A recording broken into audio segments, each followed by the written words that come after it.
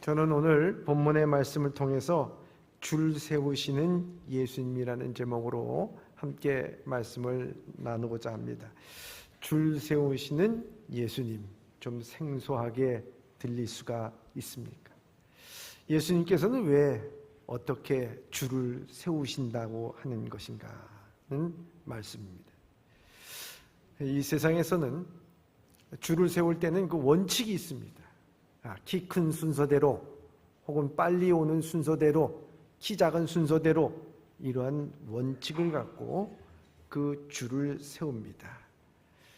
근데 세상에서는 몇 평짜리 아파트에 사는가, 무슨 차를 타고 사는가, 어떤 메이커의 옷을 입고 얼마짜리 백을 들고 사는가, 그 사람들의 사회적 지위가 어느 정도인가, 학벌은 어느 정도인가, 이와 같은 조건에 따라서 줄 세우는 세상입니다. 이러한 현상은요, 옛날이나 지금이나 똑같은 것 같습니다. 이러한 세상은 결코 건강한 세상이라고 볼 수가 없습니다. 이러한 사회는 결코 행복한 사회라고 볼 수가 없는 것이죠. 근데 세상은요, 이런 힘 앞에서 줄 서게끔 되어 있습니다. 줄 서는 세상 가운데 살아가는 우리들입니다. 그러면 오늘 주님께서는 우리에게 줄을 서시오 할 때 어떻게 줄을 서라는 말씀인가 하는 것입니다. 과연 그 줄에 여러분들은 서 있겠는가 하는 거예요. 오늘 예수님은 이 줄을 세우려는 이유는요, 다른 데 있는 것이 아니라 그 제자들이 이 세상에서 줄 세우는 것에 너무 익숙해져 있다는 것에 문제를 갖고 있는 겁니다. 그걸 깨닫게 해주기 위해서. 제자들은 이미 이 세상에 줄 세우는데 익숙해져 있어요. 오늘 본문의 말씀 1절에 이렇게 말씀합니다. 시작. 그때에 제자들이 예수께 나와 이르되 천국에서는 누가 크니까? 아멘. 예수님께서 3년간의 공생애를 마지막으로 이제 예루살렘으로 올라가기 전에 가버나움에 들릴 때 그 제자들이 예수님께 와서 질문한 게 뭐냐? 천국에서 누가 큰 자냐 하는 그런 질문을 하게 됩니다. 사실 이 제자들이 묻는 것, 천국이라고 하는 말은 뭐 듣기 좋은 말이고요, 그 후에 나온 말이 이들의 진짜 내면에 하고 싶은 말이에요. 누가 큰 자입니까? 예수님, 우리 3년 동안 따라다녔는데 예수님에게 있어서 가장 가까운 사람이 누굽니까? 예수님, 서열 정해 주십시오. 누가 1등입니까? 누가 첫 번째입니까? 말씀해 주십시오. 제가 그래도 제일 먼저 예수님 따르지 않았습니까? 아니죠. 그래도 내가 예수님 제일 사랑 많이 받고 살았다고요? 아니죠. 다른 사람 다 필요 없습니다. 난 그래도 예수님께서 나를 제일 유능하게 보지 않았습니까? 각자 나름대로 다 이유가 있어요. 그래서 예수님 앞에 와서 큰 자가 누굽니까? 서열 정해주시고 줄 세워주십시오. 무질서하게 이렇게 되면 안 됩니다. 그래서 내가 첫째 아닙니까? 내가 첫째라고요. 이걸 말하기 위해서 천국에서 누가 큰 자입니까? 이렇게 말을 합니다. 왜냐하면 예수님께서 공생애를 시작하면서 이 제자들은 느꼈습니다. 점점 대중들로부터 인기를 얻기 시작했습니다. 그리고 그 주변에 예수님을 추종하는 무리들이 생기기 시작했습니다. 예수님이 가는 곳마다 구름대와 같이 사람들이 몰리기 시작한 거죠. 이 무리가 커지면서부터, 여러분, 무리가 커지면요, 자연스럽게 뭐가 생기냐면 힘이 생기는 것입니다. 파워가 생기는 거예요. 여러분, 힘이 생기면 거기에 뭐가 생기느냐? 반드시 자리 다툼, 서열 싸움이 일어나기 마련이에요. 혼자 있으면 무슨 서열 싸움이 있겠어요?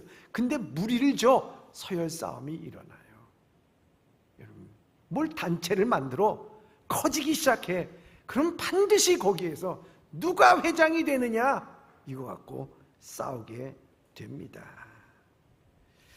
제자들은 서서히 그 상황 가운데서 서열 싸움에 고개를 들기 시작한 겁니다. 예수님께서 갈릴리에 가시지 않고 저 예루살렘으로 가셔야겠다고 하는 그 말은 왕이 되기 위해서 가는 것 아니겠냐, 그 밖에 다른 이유가 있겠느냐는 생각을 이 제자들은 하기 때문입니다. 먼저 오늘 본문의 말씀의 평행 구절인 마가복음 9장 33절에서 37절에 보면은 예수님께서는 이미 그들에게 십자가를 질 것을 말씀해 주셨어요. 자신의 고난과 죽음의 길을 걷는다는 것을 알려주었습니다. 그런데 제자들은 뒤에서 그들이 토론한 것은 뭐냐? 서로 누가 크냐라고 하는 주제였습니다. 천국이란 말도 없습니다. 그들은 서로 뒤에서 예수님께서는 저 예루살렘을 향해서 인류 구원을 위해서 가는데, 야 우리 서열 정하자, 우리 자리 정하자, 누가 1위냐, 야 줄 세우자, 이거 서로 토론한 겁니다. 논쟁이 붙은 거예요. 예수님은 인류 구원을 위하여 십자가를 지시기 위해 예루살렘으로 향하고 있는데 예수님을 따르는 제자들은 다툼과 서열 정리와 줄 세우기를 시작한 겁니다. 예수님은 아버지의 뜻을 생각하는데 제자들은 자기의 입신양면을 생각하고 있는 것입니다. 예수님은 이들을 사랑하면서 끝까지 흩어지지 말아야 할 것을 걱정하고 있는데 이들은 자신의 한 목을 챙기는 것을 생각하고 있습니다. 예수님은 하늘의 것을 생각하고 있는데 이들은 땅의 것을 생각하고 있습니다. 예수님은 영혼을 생각하는데 이들은 육신의 욕망을 눈이 어두워졌습니다. 한마디로 동상이몽, 여러분 동상이몽 아시잖아요. 한 침상에 있는데 꿈이 달라, 비전이 달라, 생각이 달라, 동상이몽이에요. 여러분 겉으로는 같은 상황이나 행동하는 것은 정반대입니다. 생각하는 건 정반대입니다. 여러분, 이 말의 유래가 고대 중국에서 한 전쟁에서 2명의 장수가 서로 같은 군대에서 일하고 있었다는 거예요. 근데 각자의 목표가 다 다르다는 거예요. 한 군인은 전쟁의 승리, 한 장수는 자신의 명예와 이익을 추구했다는 거예요. 결국 두 사람은 같은 진영에 있으면서도 서로 다른 목표를 향해서 나가게 되게 되는 거예요. 결과가 어떻게 됐냐? 갈등이 발생되게 되고요. 군대는 분열할 수밖에 없었다는 거예요. 갈등이 생기고 분열이 생기면은 그 전쟁에서 어떻게 되겠습니까? 그 결과는 패하는 일밖에 없는 거예요. 지는 일밖에 없는 것입니다. 저는요, 우리의 신앙도 마찬가지라는 거예요. 교회 안에서 사랑하는 성도들이 동상이몽을 갖고 있다면 교회는 그 힘과 능력을 쓰지 못할 뿐만 아니라 분열과 붕괴를 가질 수 있다는 거예요. 2000년의 교회의 역사 속에서 그것을 증명하는 일들은 너무 많이 있다는 것을 알 수가 있다는 거예요. 사랑하는 예범의 성도 여러분, 여러분들은 동상이몽, 여러분들의 마음은 어떻습니까? 여러분 동상이몽입니까? 아니면 동상동몽입니까? 같은 침상에 있으면서 같은 꿈을 갖고 있는가? 한 마음에 대해서 모든 일을 하고 있는가 하는 것입니다.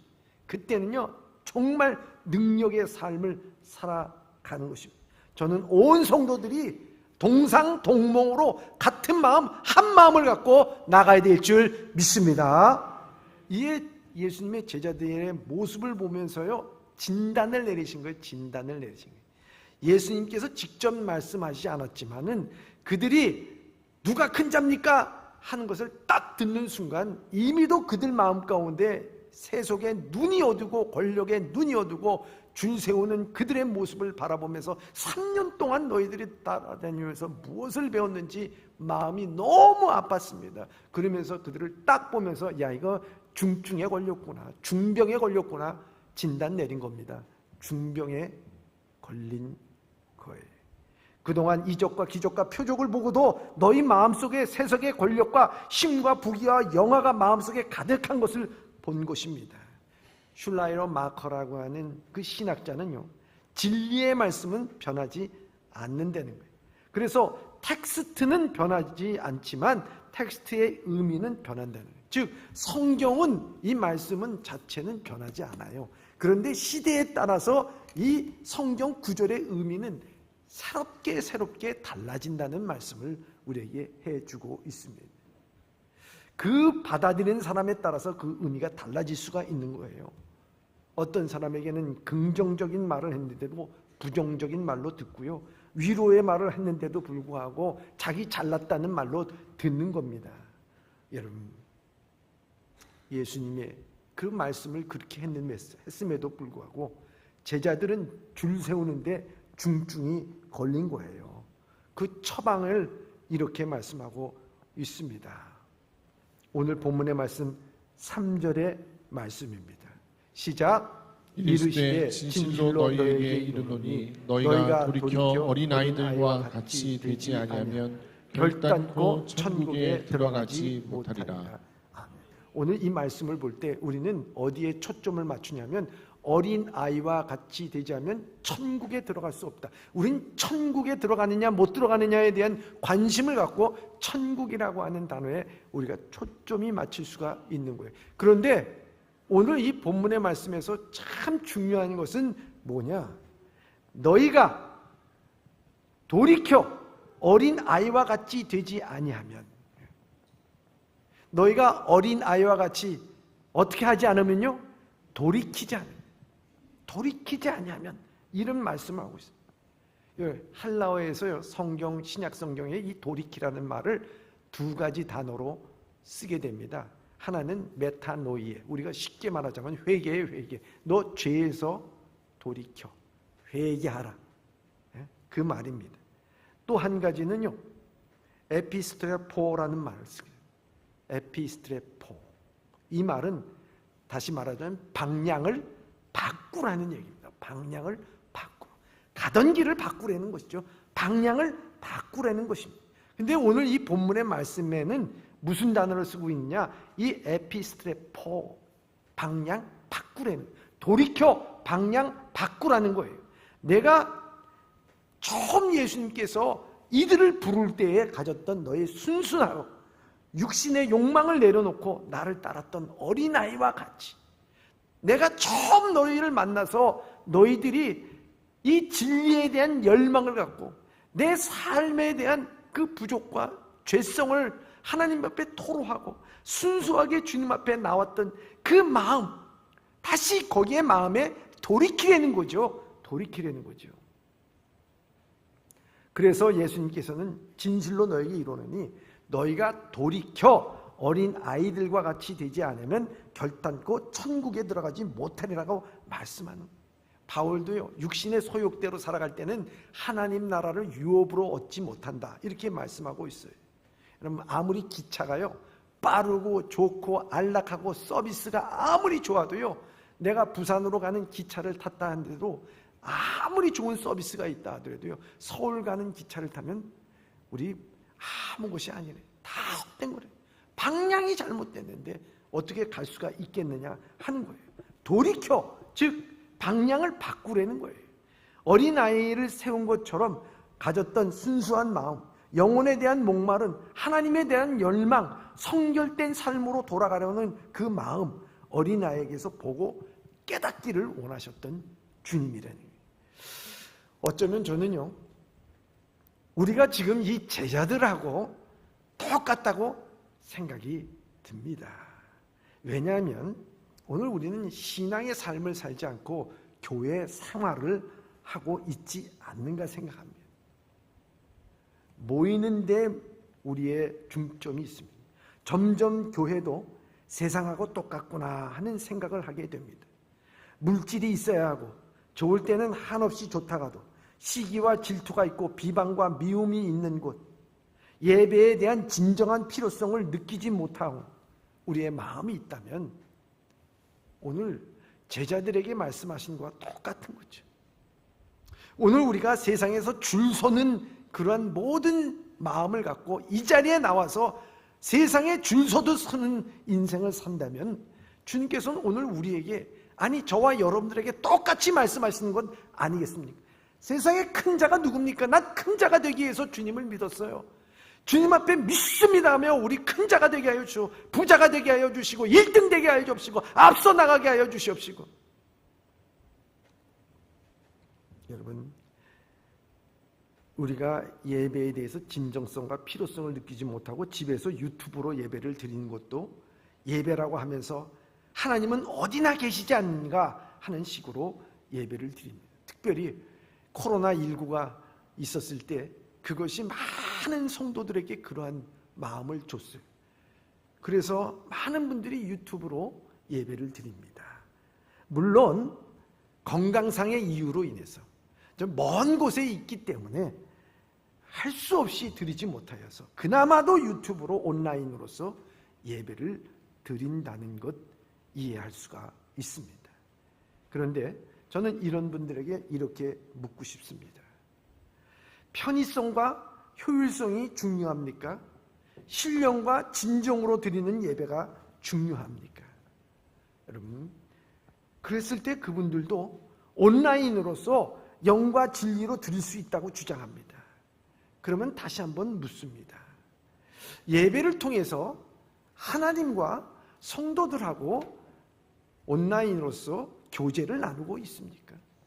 여러분, 예배는요, 하나님과 우리와의 교제, 그리고 성도와 성도와의 교제, 이 십자가의 도를 통해서 하나님께 예배드리는 것이 이 예배의 본질이에요. 그렇기 때문에 오늘 이 주보에도 보면은 이 예배에는 교제와 소식이 반드시 들어가 있는 거예요. 그냥 교회 소식을 알리는 게 중요한 것이 아니라 우리 교회는 이러한 분들을 위해서 기도해 주십시오. 교회는 이렇게 합니다. 서로 나와서 교제 나누고 선교회를 통해서 또 우리 부서를 통해서 여러 가지 이유로 인해서 서로 식사 나누고 교제를 나누고 하나님께 영광 돌리고 코이노니가 한 지붕 안에서 살아가는 우리들이 하나님 앞에 영광을 돌리기 위해서 이 교제가 예배요, 예배가 교제요, 하나님 앞에 영광 돌리는 일이라 하는 것입니다. 그렇기 때문에 예배 안에는 이 두 가지 요소가 다 들어있어요. 교제 나누십니까? 그럼 교제 나눌 수가 없는 거죠. 이 시대에 예배의 본질을 회복하기 위해서 대면으로 드리는 예배가 꼭 필요한 것입니다. 예수님은 제자들에게 방향을 돌이키라는 것입니다. 육신의 소욕에서 편리성에서 효율성에서 자기 합리화와 경건의 게으름에서 돌이키라는 것입니다. 지금 한가하게 누가 더 크냐 하는 논의할 문제가 아니라는 거죠. 일상의 삶에 파묻혀서 살다가 잠깐 시간에 영성을 깨우는 문제가 아니라 잠깐 주의 전에 나와서 머리 숙이는 것이 문제가 아니라 항상 깨어있는 신앙의 삶을 살아가는 것이 더 중요하다는 말씀을 하고 있는 것입니다. 사무엘하 7장에 보면요, 바울이 하나님 앞에 기도하는 내용이 나옵니다. 바울이 왕이 돼서 그리고 모든 것을 다 이루고 자기의 삶을 마감할 때에 그는 고백을 합니다. 그가 지금까지 하나님의 은혜로 살아왔던 것, 그리고 자기의 영성이 이와 같이 세상에 물들지 않을 수 있었던 것. 여러분, 권력이 있지 않습니까? 힘이 있어요. 능력이 있어요. 그러면 이 다윗은 어떻게 됩니까? 줄 세우고 줄 세우는 일에 달인이 됐을 것 아니겠습니까? 그러면 거기에 일상에 파묻혀서 하나님께서 자기를 보시기에 어떻게 보셨을까 하는 거예요. 그런데 그는 그 줄 서는데 익숙하지를 못했어요. 그는 거기에 파묻혀 살지 않았어요. 그는 항상 자기의 영성을 깨우는 사람이 됐어요. 왜 그렇게 됐느냐? 사무엘하 7장 18절에서 18절 19절을 보면 이렇습니다. 다윗 왕이 여호와 앞에 들어가 앉아서 이르되 주 여호와여, 나는 누구이오며 내 집은 무엇이기에 나를 여기까지 이르게 하셨나이까? 주 여호와여, 주께서 이것을 오히려 적게 여기시고 또 종의 집에 있는 먼 장래의 일까지도 말씀하셨나이다. 주 여호와여, 이것이 사람의 법이니이다. 이렇게 말씀합니다. 내가 뭐고 우리 집안이 뭔데 오늘 나를 저 목동의 자리에서 이 왕의 자리로 나를 인도해 주셨습니다. 이 세상에 줄 세우는 것이 아니라 하나님께서 나는 이 목동의 자리에 있어야 될 사람인데 우리 집안 별 볼 일 없는 이 집안을 하나님께서 이렇게 일으켜 주신 것은 하나님 아닙니까? 왕으로서 자기가 앞선 것이 아니라 하나님 앞에 늘 자기가 목동에 위치했다고 하는 것을 잊지를 않았던, 지금 왕이 된 것도 하나님께서 나를 여기까지 이르게 하셨다는 것은 하나님이 이르게 하셨다는 것을 그는 고백합니다. 그렇기 때문에 그는 항상 깨어있는 거예요. 오늘도 예수님께서 말씀하십니다. 돌이켜 어린아이와 같이 되지 않으면 결단코 천국에 들어가지 못한다, 이 말씀을 하고 있는 것입니다. 돌이키라는 거죠. 내가 어떠한 존재였는가, 죄 가운데서 어부했던 곳에서 너희가 이 세상 가운데서 멸망할 수밖에 없는 그 자리에서 있었던 너희들을, 실패와 좌절과 낙심과 소외와 상처와 아픔 가운데 있었던 너를 하나님께서 지켜주시고 인도하여 주셨는데 내가 무엇이 간대? 주여, 내 영성을 다시 한번 돌이키라는 거죠. 이렇게 진단을 하신 예수님께서 이 제자들에게 처방을 내려주십니다. 4절과 5절입니다.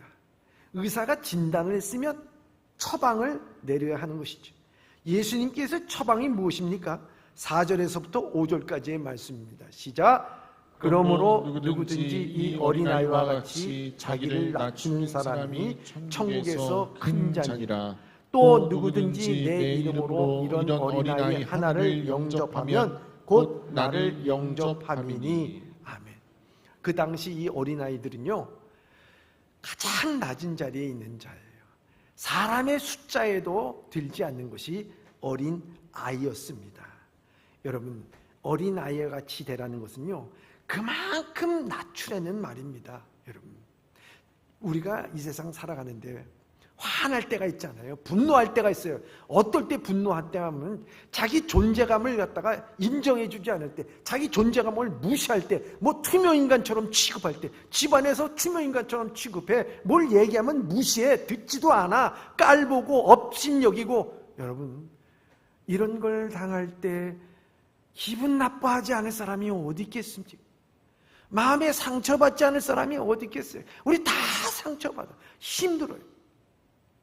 여러분, 그때 당시에 이 어린 아이는 바로 그런 존재예요. 존재감이 없어. 아예 존재감이 없어요. 투명인간처럼 취급받는 거예요.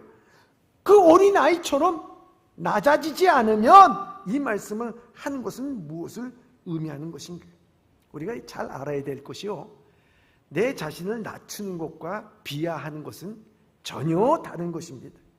자신을 낮추는 사람은요, 분명한 목적이 있고 이유가 있고 의미가 있습니다. 어느 정도 낮아져야 하는가에 대해서는요, 한계가 없어요. 예수님께서는요, 어느 정도 낮아졌냐? 말구유까지 낮아주셨어요. 아니, 말구유보다도 더 낮아진 것이 있다면 아마 그곳에 오셨을 거예요. 낮아짐에 대해서는 한계가 없습니다. 그러나 자기 자신을 비하하는 것은 남과의 비교에서 나옵니다. 나 같은 사람이 뭘, 내가 뭐 이렇게 살아가는 거, 구박받는 거, 그렇게 대접받는 거 당연하지 라고 생각합니다. 자신의 상처와 아픔에 대해서 비하를 합니다. 그런데 절대로 우리 주님은 우리를 비하하라는 말씀이 아닙니다.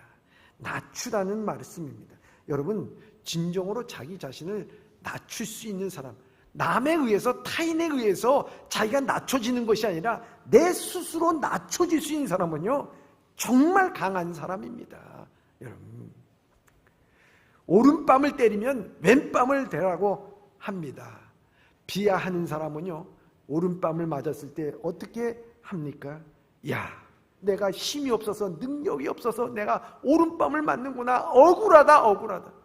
뭐 그렇게 하든지, 아니면 내가 맞을 짓을 했지, 나야 뭐 그런 인간이지, 맞아도 싸, 뭐 이렇게 비하하는 사람은 말할 수가 있을 거예요.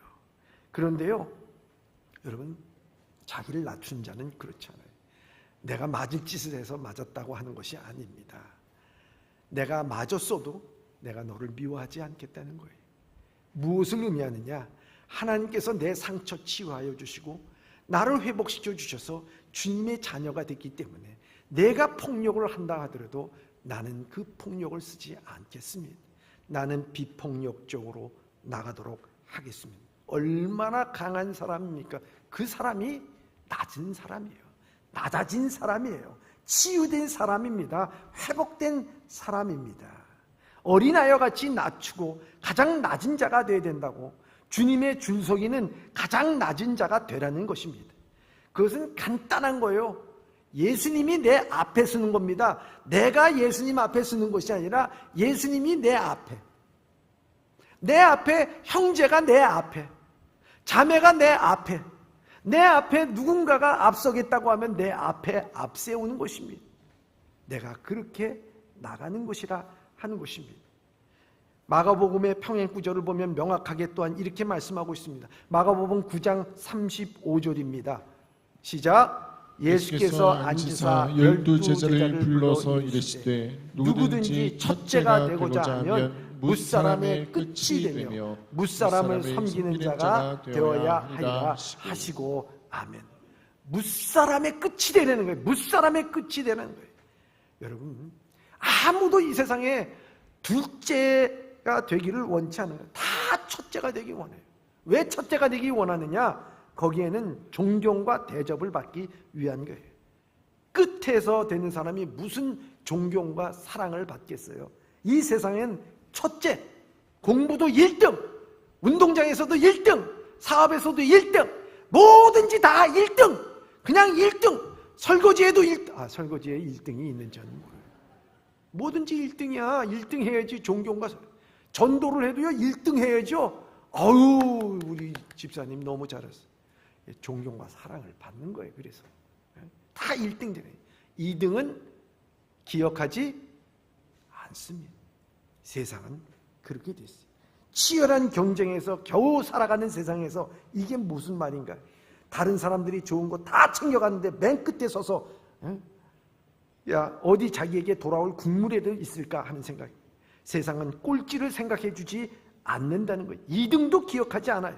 세상은 그만큼 여유롭고 자유롭지 않습니다. 그러나 예수님은 항상 남들이 자기보다 앞세우는 것, 자기가 맨 끝으로 가려는 것, 이것이 첫째라고 말씀하고 있습니다. 사실 사람들은 자기보다 앞서 있는 사람 별로 좋아하지 않아요. 왜냐하면 좋은 것을 나보다 먼저 가져가기 때문에, 모든 영광 자기가 다 가져가기 때문에, 첫째가 다 가져가기 때문에, 1등이 다 가져가기 때문에 내 영광은 도대체 어디 있습니까? 우리가 그렇게 얘기할 수가 있습니다. 그래서 자기의 영광 챙기기 위해서 악착같이 살아간다는 것입니다. 맨 끝에 서서는 안 된다고 하는 것을 말씀하고 있어요. 세상은 그렇게. 그런데 예수님께서 그 삶을 보면 우리가 그것을 깨달아야 되는 거예요. 예수님은 만물을 창조하신 주님이에요. 그런데 인간의 모양이 되셔서 이 땅에 오셨어요. 이 땅에 오시되 사람이 군림하는 자의 모습으로 오시지 않고요, 종의 모습으로 오셨어요. 그리고 저 말구에서 오셨어요. 마지막 말자가 되셨어요. 만물의 찌꺼기가 되셨어요. 서열로서는 첫째가 되어야 되지만 끝물이 되시고 찌꺼기 같은 존재가 되셨어요. 그리고 예수님은 십자가에서 형틀에서 죄인들이 맨 마지막에 당해야 될 그 고통을 다 당하시고 우리를 인생을 구원하시기 위해서 우리의 으뜸이신 예수님이 선택하신 길은 라스트, 맨 마지막이었다 하는 것입니다. 사람이 게을러서 꼴찌가 되는 경우가 많이 있습니다. 타인에 의해서 꼴찌가 되는 경우도 많이 있어요. 경쟁에서 밀려서 꼴찌가 되는 것도 많이 있습니다. 여러분, 자동적으로 끝이 되고 자동적으로 꼴찌 되는 것을 의미하는 것이 아닙니다. 아니, 성도들의 자녀들이 공부 열심히 해서 1등 해야죠. 사업 열심히 해가지고 참 사업이 번창하고 1등이 되고 인류가 돼야지요. 그런데 여러분, 그 1등 갖고 인류 갖고 뭘 하냐? 그걸 갖고 섬기라는 거예요. 그걸 갖고 섬기라는 거예요. 1등 되고 첫째 가는 거, 그것이 중요한 것이 아니라 그것을 갖고, 그 잘난 머리 갖고, 그 많은 물질 갖고, 그 높은 지위를 갖고 다른 사람을 섬기는 위치가 되라는 거예요. 하나님의 은혜를 받고 그렇게 되라는 거예요. 진짜 큰 자가 무엇인지를 아는 겁니다. 여러분, 진짜 큰 자는요, 진정한 하나님의 사랑을 깨닫는 자, 하나님의 용서를 받은 자, 하나님을 아는 자가 큰 자입니다. 저 죽음을 넘어서 저 천국의 소망을 갖고 살아가는 자, 누구도 그 마음의 진리를 빼앗기지 못하는 그 진리가 그 마음속에 들어있는 자, 정말 누가 뭐라 그래도 실망하지 않고 좌절하지 않는 자, 하나님의 뜻을 이루어 나가는 자가 큰 자입니다. 그런 큰 자는 끝사람이 되기를 원하는 것, 또한 감사한 삶을 살아야 된다는 것. 그래서 영어에서 보면은 이 말씀 가운데서 뭐라고 했냐면 You must be last person이라 해요. 너는 반드시 마지막 사람이 되어야 된다는 말을 하고 있어요. must be는 마지막 사람이 돼야 하는 것에 대해서 강조를 하고 있어요. 반드시 그렇게 해야 된다는 거예요. 여러분, 이것은요, 내가 하는 것, 하나님의 은혜를 받아서 마지막에 하는 것은 타인에 의해서 하는 것이 아니라는 거예요. 여러분, 예수님이 갈릴리 촌부로 일했던, 알던 이 예루살렘의 높은 지위에 있었던 바리새인들과 사두개인들과 여러분 제사장 그룹은요, 예수님을 영접할 수가 없었어요. 왜냐하면 그들의 시각으로 보기에는 그들은 낮아질 수가 없었기 때문이래요. 그런데 제자들도 그런 모습으로 있다는 것이 얼마나 마음이 아팠겠습니까? 주님께서는 말구에 오셨는데, 여러분, 학문과 지식으로 예수님이 어떤 사람인지는 알 수 있어도 영접하지 못한다는 것이죠. 주님의 말씀에 자신의 의의를 내려놓고 낮아질 때 예수님이 보이기 시작하고요, 나를 구원하시기 위하여 낮아지셨다는 것을 깨닫게 됩니다. 자신을 낮추는 데는요, 한계가 없다는 거예요. 이보다 더 낮아져도, 또한 낮추는 데는 조건이 없어요. 하나님이 우리를 사랑하는데 조건이 없듯이 말입니다. 낮아짐에 대해서는 상대가 누구인지 필요 없어요. 야, 내가 그래도 이렇게 배운 사람인데 저 사람보다는 내가 낮아질 수는 없어. 저 사람이 어떤 사람인데 내가 저 사람 밑에서 낮아질 수 있어요. 여러분, 사람이 우리 앞에서 낮아진다는 것, 사람 앞에서 낮아지는 게 아니라 하나님 앞에서 낮아지는 거예요. 어떤 사람이든 상관이 없어요. 그 사람이 나보다 덜 배웠던, 그 사람이 나보다 사회적으로 또 생활적으로 더 못나고 더 그 사람이 죄를 지었다 하더라도 우리는 낮아지는 데에는요, 내가 주님 앞에 낮아지는 것이지 사람 앞에 낮아지는 것이 아니라는 거예요. 상대가 누군가 필요 없다는 거예요. 우리의 낮아짐은 예수님 앞이기 때문이라는 거예요. 이것이 예수님이 높아지고 많이 가지려고 하고 욕망의 줄서기를 위한 사람들에게 주는 처방이에요. 처방. 여러분, 그런데 이 처방된 약을 갖다가 먹어야 되는데 이 약을 먹지를 않아. 그렇게 됐을 때 어떤 일이 있느냐? 주님께서는 거기에 대한 위험에 대한 경고를 하고 계시는데 그게 바로 6절입니다. 6절 다 같이 읽겠습니다. 시작. 18장 6절 시작. 누구든지 나를 믿는 이 작은 자 중 하나를 실족하게 하면 차라리 연자 맷돌이 그 목에 달려서 깊은 바다에 빠뜨려지는 것이 나으니라. 아멘. 그러면 이 말씀을 읽어보면, 야, 사랑 많으신 예수님께서 어떻게 저렇게 연자 맷돌을 목에 걸고 깊은 바다에 빠지는 것이 낫다라고 아주 구체적으로 저렇게 말씀하시네요. 차라리 없는 것이 낫다, 차라리 죽는 것이 낫다, 뭐 이 정도로 얘기하면 될 것 아니겠느냐, 우리가 생각할 수가 있습니다. 그런데요, 우리가 낮아지지 않으면요, 우리가 세상에 줄 서는데 익숙해져서 우리가 1등이 되게 되고 우리가 힘과 권력을 갖게 되고 그랬을 때는요, 반드시 거기에는요 실족하는 사람이 생긴다는 것을 말씀하고 있습니다. 여러분, 여기 누군가 실족하게 된다는 거예요.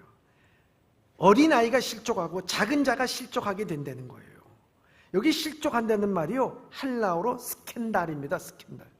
유명 연예인들이요, 부도덕한 사건의 추문이 스캔들이라 그러잖아요. 이 말이 뭐냐? 함정에 빠뜨린다는 거예요. 함정에 빠뜨리고 넘어뜨린다. 적은 자, 소자, 어린아이들은요 쉽게 넘어져요. 넘어뜨릴 수가 있어요. 함정에 빠질 수 있어요. 유혹에 넘어지게 할 수가 있어요. 쉽게 그들이 구렁텅이에 빠지게끔 할 수가 있다는 거예요. 내가 1등을 가지고 앞으로 나가고 내가 앞서 나가고 큰 자가 누굽니까 하면서 세상의 방법대로 나가게 되면요, 힘과 권력과 능력을 갖고 나가게 되면요, 반드시 우리 누군가에 있어서 실족한 사람이 생긴다는 거예요. 가정에서도 마찬가지잖아요. 예? 아버지가 힘과 능력을 갖고 뭘 다 한다 그러면 반드시 자녀가 실족하게끔 돼 있어요. 아내가 실족하든 남편이 실족하든 자녀가 실족하든 교회 안에서는 적은 자가 실족하든 우리의 공동체 안에서는 누군가가 실족한다는 거예요. 누가 큰 자입니까? 하고 나가면은, 여러분, 그렇게 되면은 어떻게 됩니까? 우리가 그런 공동체 안에서 세상적으로 큰 자가 되려고 하면 누군가 실족하게 되는데, 자기 생각, 자기 주장, 자기 고집대로 내려놓고 작은 어린 아이가 같이 되어 나가는 공동체가 되어야 된다 하는 것을 말씀하고 있습니다. 그런데 오늘 본문의 말씀 가운데 더 충격적인 것은 이 실족하는 사람보다 실족해 하는 사람에 대해서 가혹하게 말씀하고 있는데, 연자맷돌을 그 목에 달려서 깊은 바다에 빠지는 것이 나으니라 이렇게 말씀하는 이유는 무엇일까 하는 거예요. 그것은요 다른 게 아닙니다. 내가 1등이 되려고 했을 때 그것에 대해서 실족하는 사람이 반드시 생각이 되고, 실족하게 되는 사람이 생겼을 때 그 결과에 대해서는 누구에게 화가 미치게 됐냐? 자신에게 돌아온다는 거예요. 자신에게 돌아온다는 거예요. 여러분, 이거 얼마나 무서운 일입니까? 내가 1등 되려고 하는 세상에서 줄서는 삶을 살게 됐을 때는요, 나에게 화가 돌아오는 것뿐만 아니라 주변이 실족하게 되고 우리 모두가 다 힘들게 된다고 하는 거예요. 이게 얼마나 무서운 말씀인지 모릅니다. 그래서 7절에 이렇게 말씀하고 있어요. 쉬운 말 성경으로 함께 읽겠습니다. 시작. 사람들을 죄 가운데서 몰아넣는 일들 때문에 세상은 결국 화를 입을 것이다.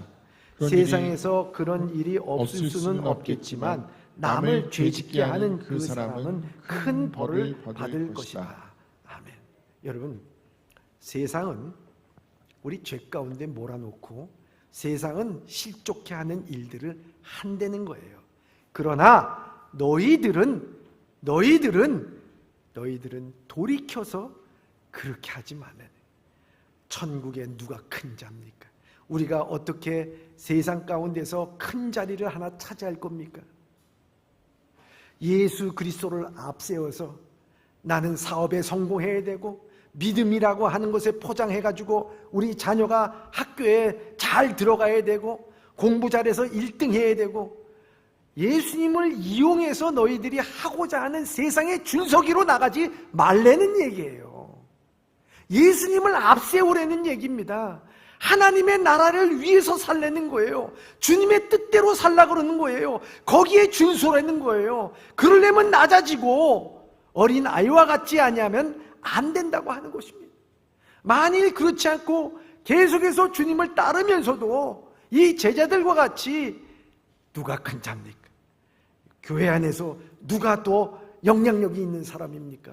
누가 힘이 있는 사람입니까?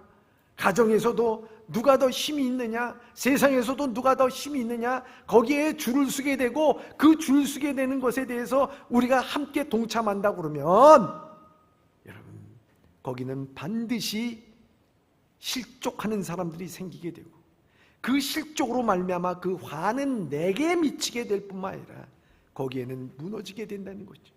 오늘 이 교회 공동체는 다른 것이 아닙니다. 주님을 앞세우고, 아니 내 앞에 형제와 자매가 앞서야 될 줄 믿습니다. 여러분, 한 번은 세계에서 가볼 만한 휴양지를 소개한 글이 있어서 읽어봤습니다. 거기 보면 터키의 파무칼레라고 하는 것을 소개하는데, 이게 세계문화유산에 등재된 곳으로 유명한 온천지라고 합니다. 성경에서도 등장하는데 골로새에서에 나와 있는 히에라볼리라고 하는 곳이라는 거예요.